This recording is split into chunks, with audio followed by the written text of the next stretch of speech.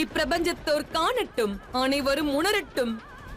தங்களது மகாதேவர் அனைவரும் தன்னை பூஜிக்க வேண்டும் என்ற தன்னலத்திற்காக, தனது அபிஷேகத்திற்கு நீர் கிடைப்பதற்காக, தனது மனைவியின் இடத்தை வேறொரு பெண்ணுக்கு விட்டுக் கொடுக்க தயாராகிவிட்டார் என்ற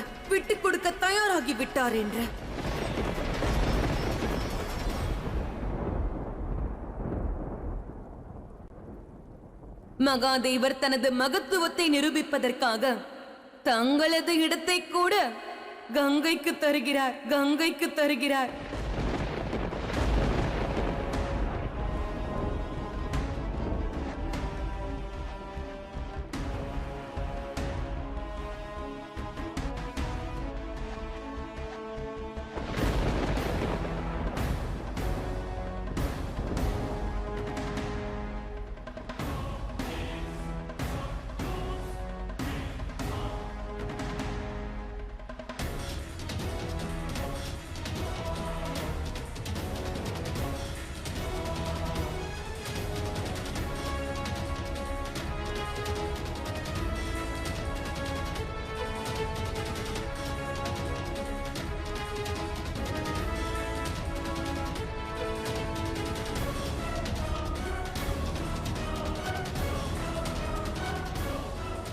என்ன இது ஆதிசக்தி? சிவனை சக்தி காதலித்தாலும் சக்திக்கு உரிமையான இடத்தை சிவன் வேறு ஒருவருக்கு விட்டுக் கொடுக்கும் வேளையில் சக்தியின் முகத்தில் வருத்தம் தெரியவில்லையே. இது தங்கள் நம்பிக்கையா அல்ல பிரபஞ்சத்திற்கு காட்டும் வேடிக்கையா?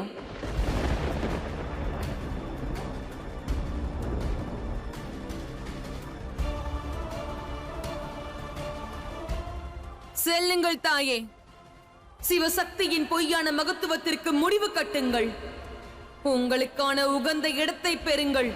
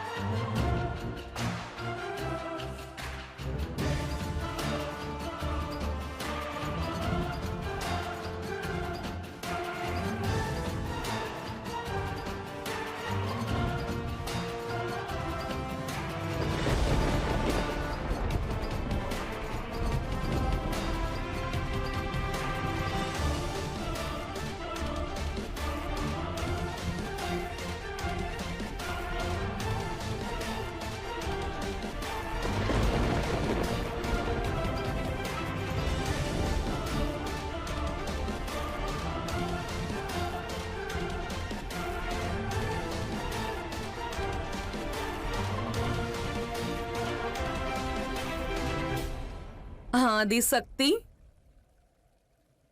நொடி பொழுதற்கு என்றாலும் தங்களது சிவன் கங்கைக்கு சொந்தமானார். ஆனால் தாங்கள் நகைக்கிறீர்களே.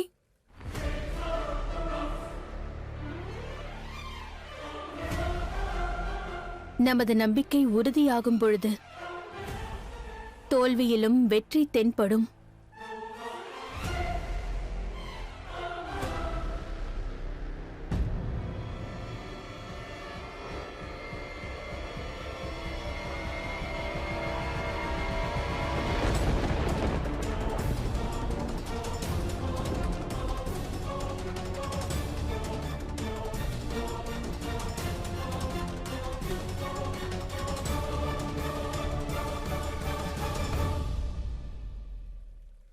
தாங்கள் இங்கா? தேவி கங்கா, தாங்கள் தேவி பார்வதியின் இடத்தில் சென்று அமர்ந்திடலாம்.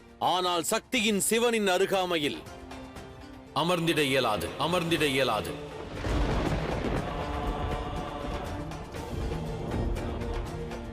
என்னை மன்னியுங்கள் தேவி. எனினும் தாங்கள் ஒரு உண்மையை புரிந்து கொள்ள வேண்டியது அவசியம். தனக்கென்று ஓர் இடத்தை வேண்டுகோள் விடுத்தோ அல்லது பறித்தோ என்றும் ஒருவரிடமிருந்து பெற்றிட இயலாது. நாம் ஆற்றிடும் செயலின் வாயிலாக கர்ம பலனாகவே அது நமக்கு கிடைத்திட வேண்டும்.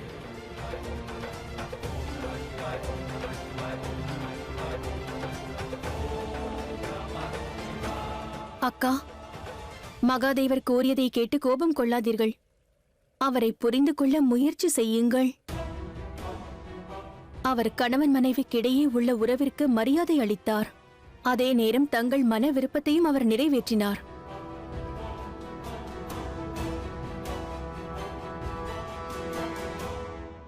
இந்த முறை பார்வதியின் மனதிற்கு சற்று நிம்மதி கிடைத்துள்ளது. ஆனால் எதுவரை பார்வதி தனது காதலுக்கு இவ்வாறு கடும் பரீட்சையை தந்து கொண்டே இருப்பாள். இறுதியில் வெற்றி கங்கையின் பிடிவாதத்திற்கும் மன்சாவின் மன விருப்பத்திற்கும் தான் நேரும்.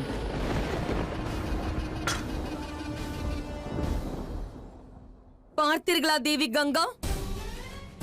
சிவன் தங்களை ஏமாற்றி இருக்கிறார். இது மாபெரும் சூழ்ச்சி அல்லவா தேவி? தங்களுக்கு உகந்த இடத்தை தருகிறேன் என்று கூறிய பிறகு இவ்வாறு அவர் செயல்பட்டது குற்றமாகும். குற்றங்களையும் பாவங்களையும் சிவன் புரிந்திடலாகாது. அவையாவும் நீ புரிந்திட்டதே. இன்று நீ உனது தந்தையின் முன்பு நின்று கொண்டு நல்லுறவுகளுக்கான மதிப்பிழந்தாய். அதர்மத்திற்கு அடையாளமாக திகழ்ந்தாய். அதற்கான பாவம் உன்னுடையதே.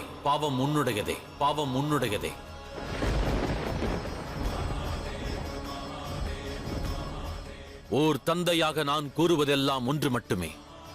இனி நீ எவ்வித தவறுகளையுமே ஆற்றாதிருக்க வேண்டும். பாவங்கள் இழைத்திடக் கூடாது. மன்சாவின் எண்ணத்தில் தவறில்லை, சிவனின் மனதில் தவறுள்ளது.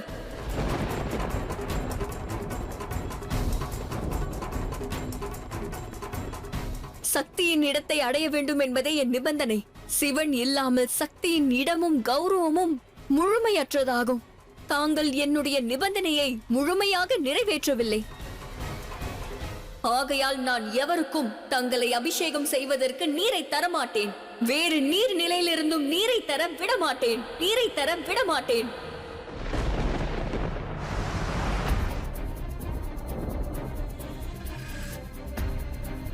இனி தங்களின் பூஜை எவ்வாறு நிகழும் என்பதை இந்த சிவன் அறிவார், சக்தி அறிவாள்.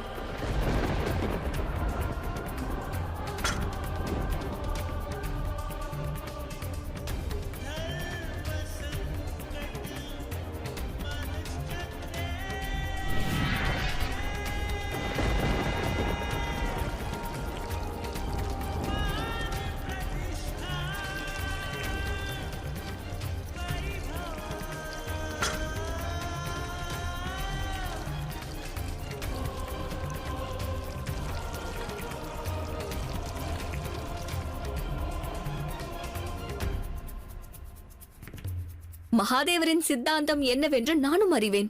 மகாதேவர் தனது பக்தர்களின் பக்திக்கு தடையாக என்றும் நிற்க மாட்டார். என்னிடம் நீர் உள்ளது.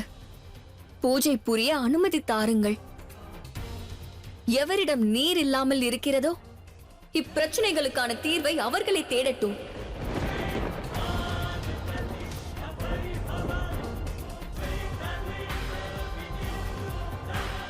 தேவி பார்வதி, புனிதமான கங்கை நீர் இப்போது அகங்காரத்தால் களங்கமுற்றது.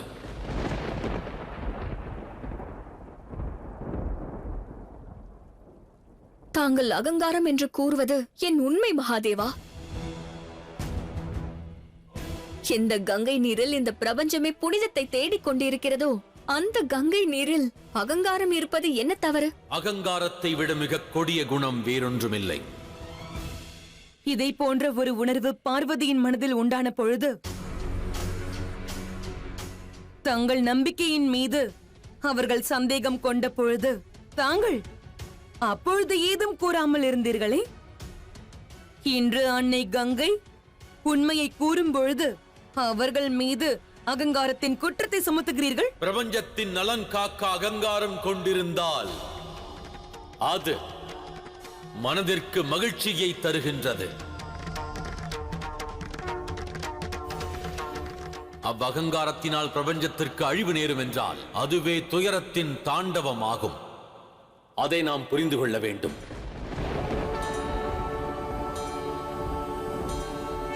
அது போன்ற அகங்காரத்தினை அழிப்பது என்பது மிக அவசியமானது. மன்சா, யார் என் அகங்காரத்தை அழிப்பார்கள்? நான் அழித்திடுவேன், நான் அழித்திடுவேன், நான் அழித்திடுவேன்.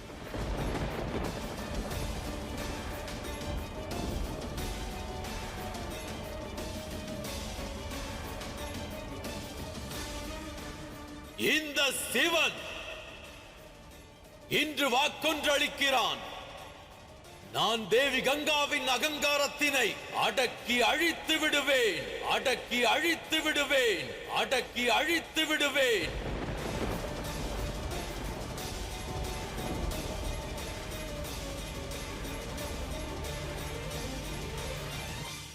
இந்த கங்கையை விட மிக புனிதமானது ஒன்று இருக்கிறது என்று நான் நிச்சயம் நிரூபிப்பேன், நிச்சயம் நிரூபிப்பேன், நிச்சயம் நிரூபிப்பேன்.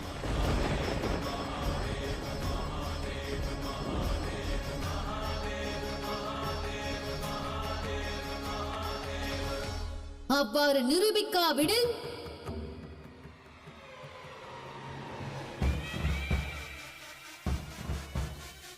என்ன செய்வீர்கள் மகாதேவா? தேவி பார்வதியின் இடத்தில் தேவி கங்கையை உங்கள் மனைவியாக ஏற்பீர்களா? தேவி கங்கையை உங்கள் மனைவியாக ஏற்பீர்களா?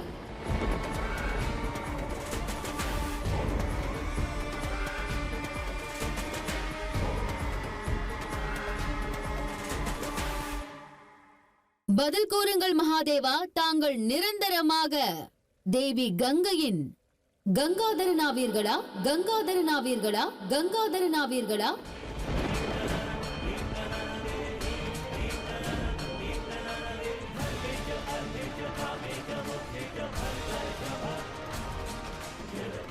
பதில் கூறுங்கள் மகாதேவா. நிபந்தனையை ஏற்கிறீர்களா?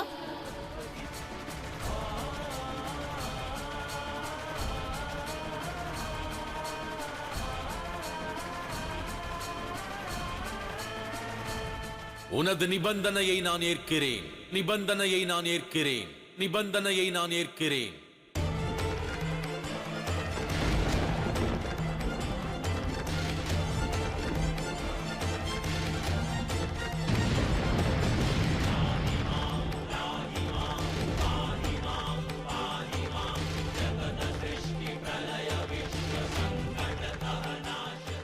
ஹர ஹர மகாதேவா.